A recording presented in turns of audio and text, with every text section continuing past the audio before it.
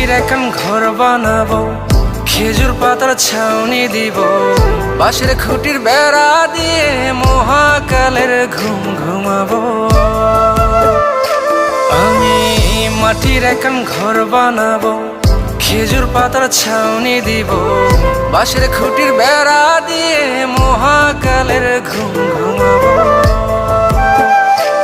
আরে সাদা কাপড় পইরায় আমি গান গাইবো আকাশ চুমি, ওপারেতে ঢোল পিটিয়ে আমার বিয়ের দাওয়াত দিব।